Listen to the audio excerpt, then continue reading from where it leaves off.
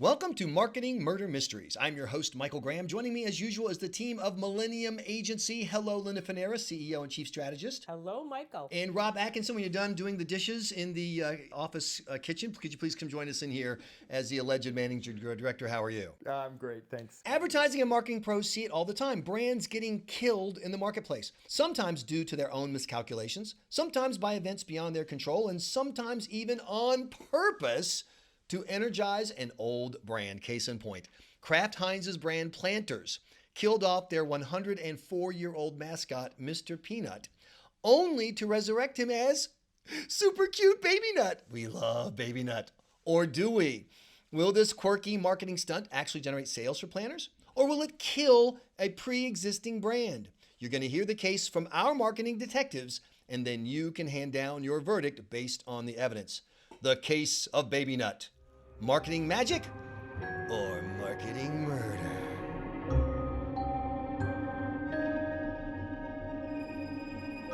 In an apparent attempt to channel the viral popularity of Baby Yoda, Mr. Peanut has been reborn as Baby Nut. That's right, Planters killed Mr. Peanut during a Super Bowl ad. He died sacrificing himself to save his friends after a terrible peanut car wreck.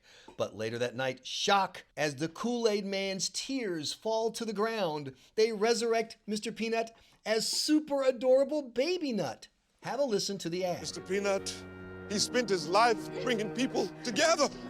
I know he'd be happy that we are all together now.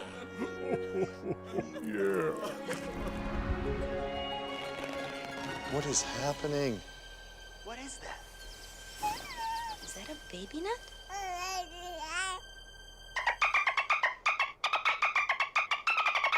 Just kidding. I'm back. Where's my monocle? Reaction on social media to the birth of Baby Nut has been mixed, to say the least. Some people love him, some people hate him. Let's find out how Linda and Rob feel. So before we share the thoughts on the interwebs, Rob, tell me about Baby Nut. I hate Baby Nut. I'm in the kill Baby Nut category. I love Baby Nut. Now, that's not very nice, Rob, for you not to like Baby I Nut. don't understand. Why is he talking Baby, as a dolphin? It makes no sense. Baby Nut is adorable. Well, let's stop right there. Those are two great viewpoints. So two things, Rob, from a personal standpoint, how do you feel about Baby Nut? And then secondly, from a marketing standpoint. Okay, so I'll give you both in one answer. How about that? So I was at the store the other day with my son, and I was trying to get a healthy snack. We're driving up to Maine to go skiing, and I wanted to get something in the car ride. So I reached for a can of Planters nuts, and my son said, "Dad, what are you doing? Don't buy that. That's got the old Mr. Peanut on it. He's dead. That brand's old. You have to wait until the new Baby Nut comes out." And so I literally put the can back and said, okay, I'll buy something else. I ended up buying potato chips, and it wasn't even healthier. But it was interesting that he made that connection in his own mind that the old Mr. Peanut was somehow bad or old, and he was waiting for the new nut. Linda, how do you feel about Baby Nut from a personal standpoint and from a marketing standpoint? So first thing that comes to mind is bingo, mission accomplished, because that is exactly what the agency most likely wanted to do, was put what we'll call him adult Peanut to bed and sort of reinvigorate this little Baby Nut and refresh the brand, create a whole new look and feel, and energize this brand that's basically over 100 years old. And this is one way to start to build a story that will resonate with people.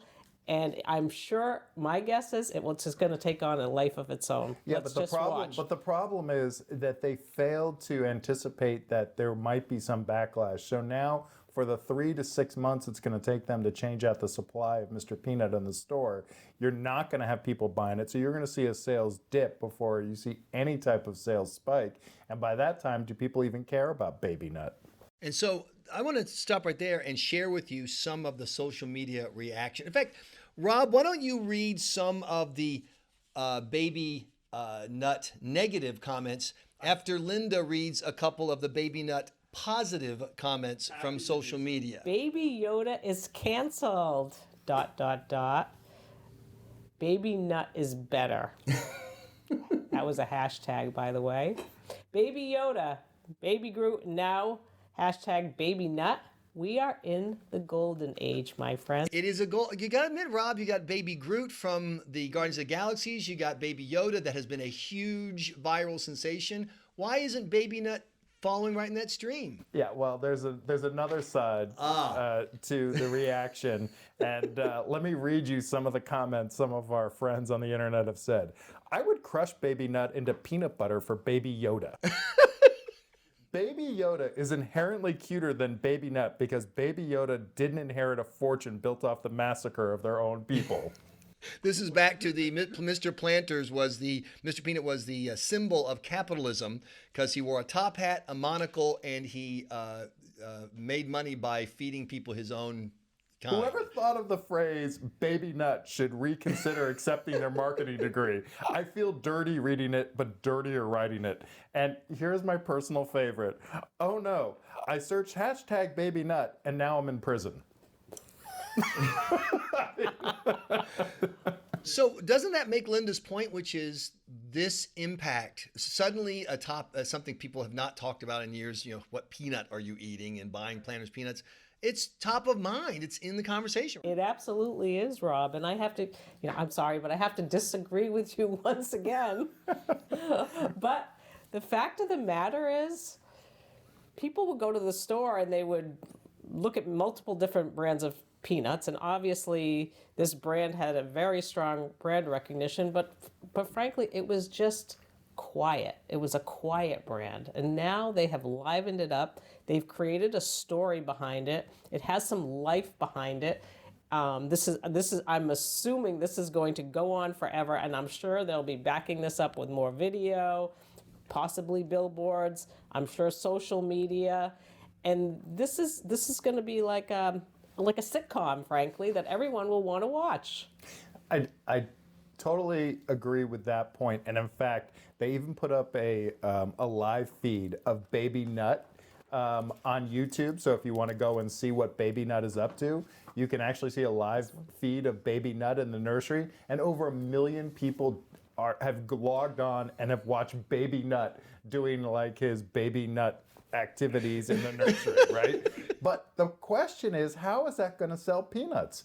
Yes, you're creating brand affinity for this Baby Nut. But for me, if I'm creating a like I didn't like Mr. Peanut. He was a capitalist, and if I ate him, so be it. But listen, Baby Nut, I'm going to go eat Baby Nut? No, I'm not going to do that. I'm not going to go, it's like, case in point, I'm not going to go to a restaurant and order the Baby Yoda, right? Because I have brand affinity for it and I like it. And if you're making me love a product like Baby Nut, why would I go and want to eat it?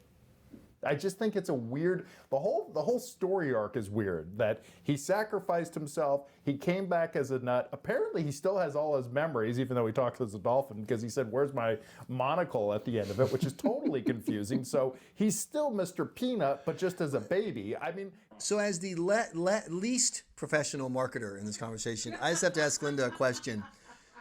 Do audiences really react at the level that Rob is talking about? Like, even subconsciously, are they making connections like, don't eat me, I'm something cute, or whatever? Or is it really just, I'm in a store, there's 5 bazillion choices because we live in capitalism, thank you, Mr. Peanut, and so I can do whatever I want, and oh my gosh, I recognize this brand? Yes, that's the one.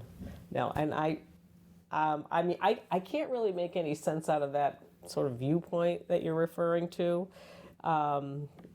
And basically what they're doing now too is that, probably as you're well aware, is they're selling hats. They're selling unisex fleece, $34 by the way. Baby Nut peekaboo pocket tees for $26, in case you have $26 you want to spare for a little peekaboo pocket tee. So look at the additional brand product extension lines that they'll be able to take advantage of. And the kids are going to go to the grocery stores and go, I want Baby Nut, I want this, and I want a hat, and I want whatever, I want this pocket tee. I mean, it's going to be great for these guys. Yes, so maybe things will take a little bit of a dip until some of the old product gets off the shelves and they can bring the new product on. But I think you're going to see a really good upstream here. I don't know. The merch thing is also weird because they're selling peanuts, right? And I get Mr. Peanut was a big success, and you grind it as young and you ate it, and that's great. But the But the merch is wicked expensive, right? Like to your point, $24 for hats, $34 for fleece. I mean, I think that they're getting so far off of what they're trying to do that they're missing the point.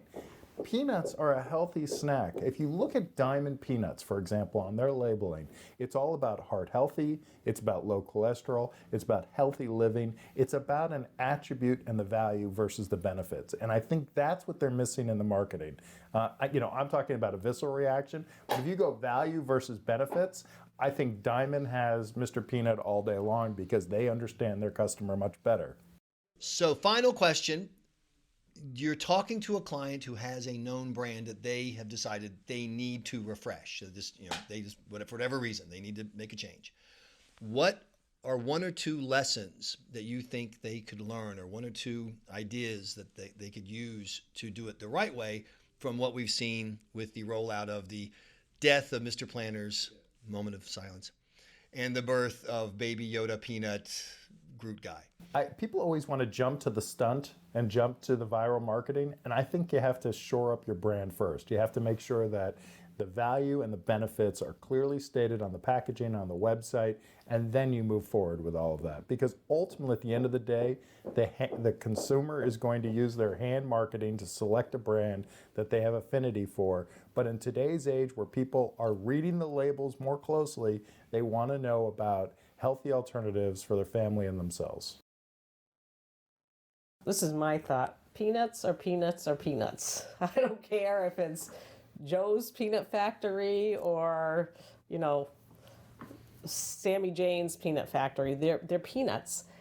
And what I love about this is it reminds me of sort of a Disney story. It's like a Lion King or whatever, Cinderella, Snow White. They've built this amazing story around these peanuts that will take a life on its own. It will take on a full life of its own, and it will be memorable, and it's going to stick around for a while. And this brand has been around. They have a strong, recognition, but I don't want to say they're dying, but probably their sales were dropping. And this is just a way to reinvigorate the brand, get it off the ground, keep it going with some fun strategies. And they have the money to put behind it to go the long run. So why not?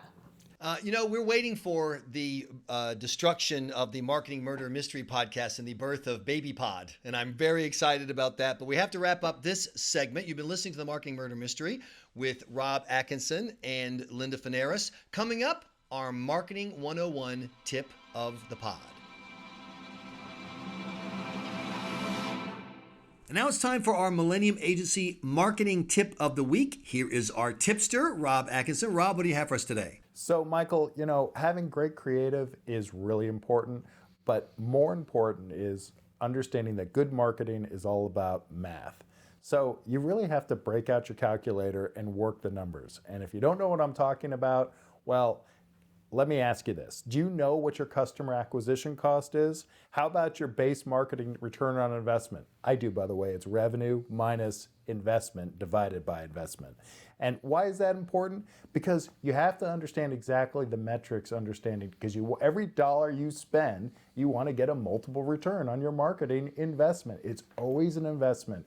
And every dollar you spend, you should be making $1 or $2 as a multiple of that investment into marketing. So if someone comes into your local business, your company, and says, I've got a really inexpensive way to market, this is really cheap, you should do this, your answer would be? Cheap food's for dog food. This is my answer. I can't go into a CMO's office or a CEO's office unless I have these numbers and I'm projecting with confidence that they're going to be able to make money and investing it. A lot of people, especially at the local level, say, marketing's all about making the brand feel good or customer awareness. That's not what it's about. It's an investment, it's a return, and if you're not making money for every dollar you spend on your marketing, something's wrong. So even if it's only $100, you should save that $100 rather than spend it on something that doesn't get you $100 in return. Well, at least ask the question, what's the multiple of my return? Am I going to spend $100 and not get it? Maybe that's the case.